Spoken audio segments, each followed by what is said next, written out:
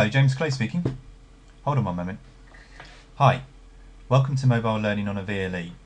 Are you finding these devices the bane of your life? Are you always telling your students to turn them off before they enter a class or a lecture? Well, maybe we ought to start thinking about how we can use these devices for learning.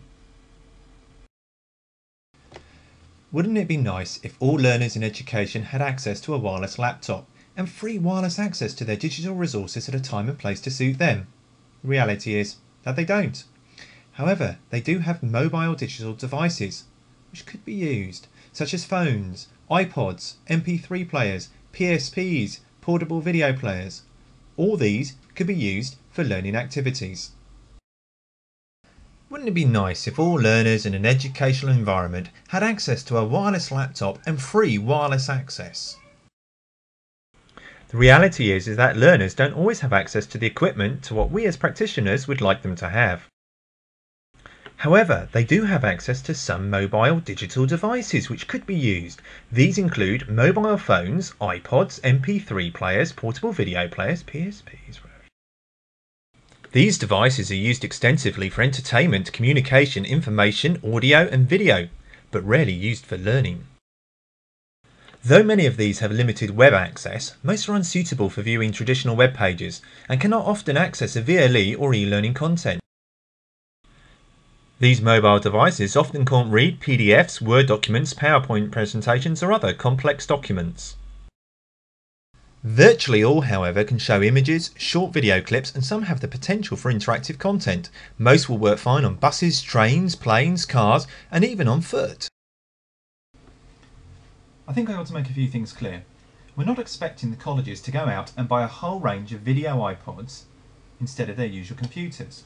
We're not expecting the colleges to provide the students with multimedia phones that can play video, send text messages and take images.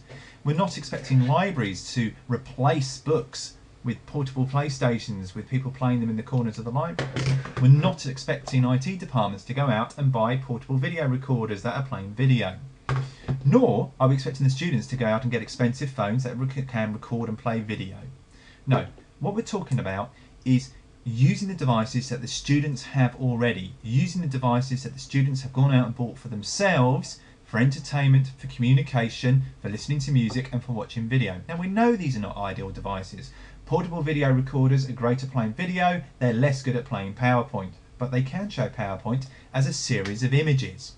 And what we need to consider is sometimes something better than nothing? I am not advocating that an institution goes out and buys mobile devices for their learners, but more how we can take advantage of the portable devices our learners already have and are using. Most of these devices are not ideal solutions to learners accessing learning, but our learners have these devices and sometimes something can be better than nothing. So how does a practitioner convert and distribute content in the preferred format easily and quickly? How can a learner access this content easily and quickly? How can you ensure that mobile content will enhance the learning experience for learners? And then there is mobile communication, email, SMS, MMS, texting, video. How does the practitioner interact with the potential learning activities which can utilise this functionality? Obviously, the mobile phone can be used to make phone calls. Also, SMS text messaging is one thing that mobile technology excels at and learners are using now.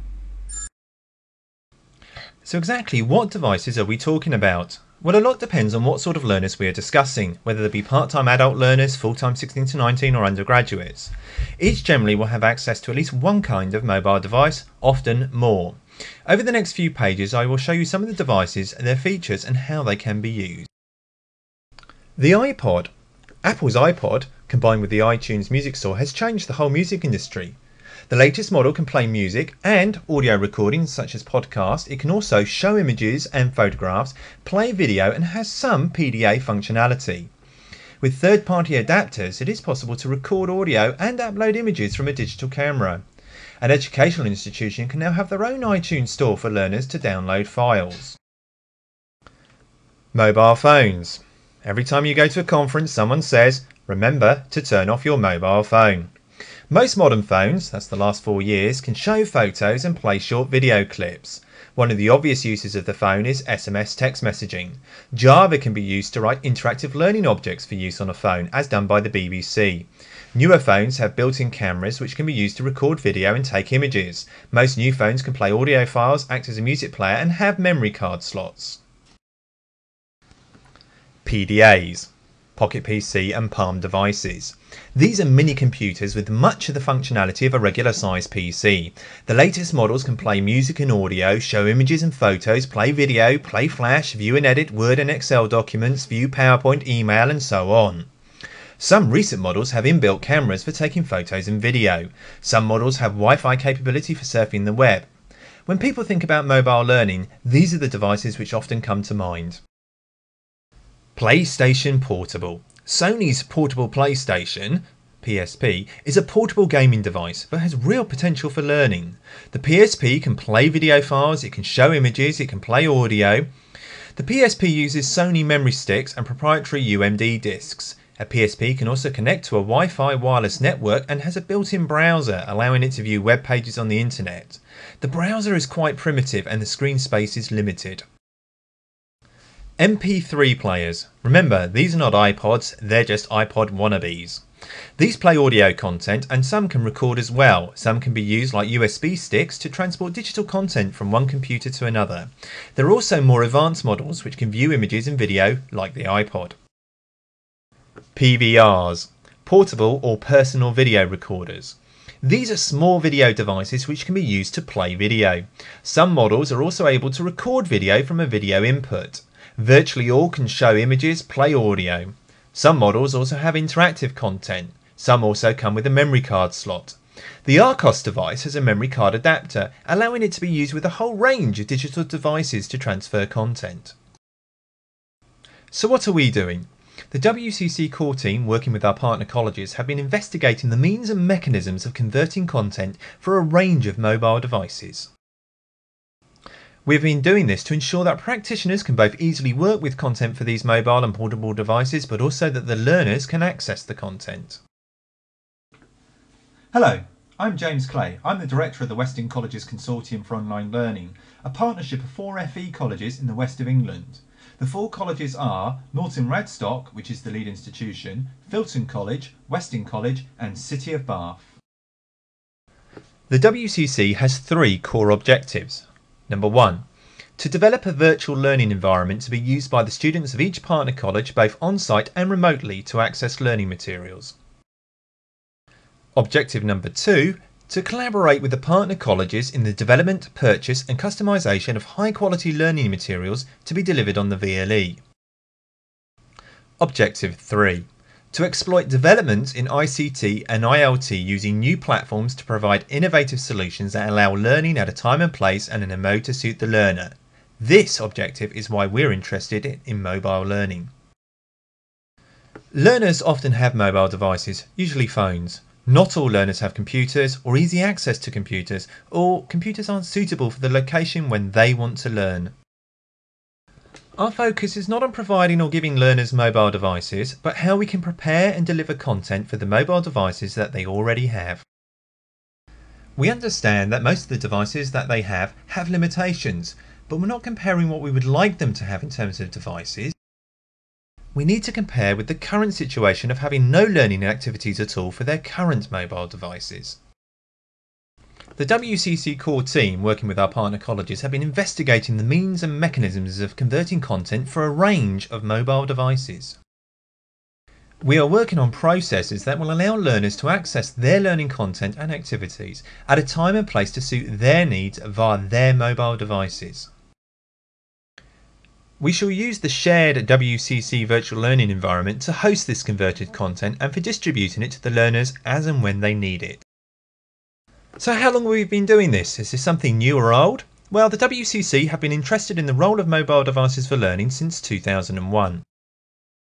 It's an ongoing aspect of our support for the partner colleges and will evolve and change as mobile devices change and become more prevalent for our learners. So how is this funded? Well, it's internally funded as part of our core funding. However, it is not a priority, therefore it is a slow but steady aim of ours we are hoping to secure some external funding for research and future work.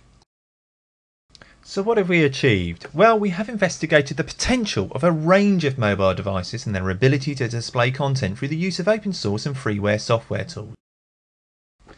We have converted a range of content and seen how it can be displayed on mobile devices. We've also identified specific groups and practitioners within the partner colleges with whom we will work with to create, design, develop and deliver mobile content via the virtual learning environment. The WCC has had a mobile version of their website since 2001. So what about the future? Well, we're working on guides for staff on how to use software tools to convert content quickly and easily for mobile devices. We are planning and working on a series of guides which will provide advice and guidance to staff on how to design learning activities which incorporate mobile devices. So isn't this all just about expensive gadgets? Well, we realise that not everyone has a fully interactive multimedia mobile device. However, it must be remembered that today's expensive phone is tomorrow's cheap pay-as-you-go phone.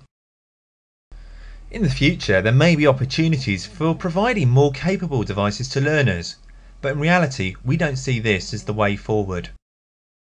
So what is our vision? Well, learners have mobile devices. They are already using them for communication, entertainment and information. What we are trying to do is to utilise the devices our learners already have and let them use them for learning.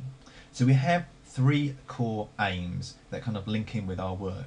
One is to provide advice and guidance to practitioners on how to convert and present content for use on mobile devices. The second aspect is to provide simple mechanisms to allow learners to actually access this content and download onto their mobile devices. The third aspect is to look at actually learning activities or learning design and how we can design learning activities that incorporate the use of the mobile devices that our learners have. We have three key aims in relation to mobile learning. The first is to provide advice and guidance to practitioners on how to convert and present content for mobile devices. Our second aim is to provide simple mechanisms to allow learners to download the relevant content from the virtual learning environment and transfer it or copy it to their portable mobile device. Our third aim is to provide a range of learning scenarios, what we may call learning design, that incorporate the use of mobile devices. So what about a VLE on a mobile? Well, we're not looking at delivering the VLE over a mobile device, even though some of these devices have wireless internet access or even mobile internet access. The internet is not accessible unless you have wireless access or pay for mobile internet, and this can be quite expensive. What we are trying to do is more about delivering personalised learning experiences which can be transferred to a mobile device and used at a time and place to suit the learner. The key driver has been, in the main, what mobile devices do our learners have and how can they use these devices to access their learning? We're not trying to provide the learners with a device, but to enable them to utilise their mobile devices to be able to access learning at a time and place to suit them. This is quite different to many of the mobile learning projects and initiatives that have taken place over recent years. Our aim is that learners can access their learning from anywhere that suits their needs. Mobile devices have real potential to be tools for learning.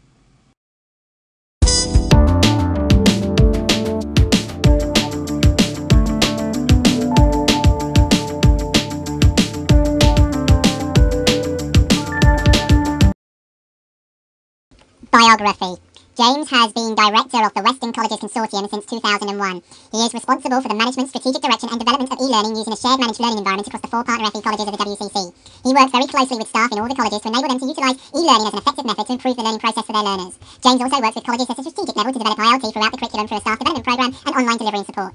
The WCC also evaluates and monitors use of ILT and VLEs across the consortium colleges. One of James's current interests is in learning on handheld devices that learners have. So how can we create learning activities which work on mobile phones, iPods, PSPs, PDAs, digital cameras, PDRs and others? Before the WCC, he worked for Bristol, a Millennium project within the Harbour side of central Bristol, a job which involved delivering hands-on science education, designing educational websites and subjects as diverse as handheld learning experiences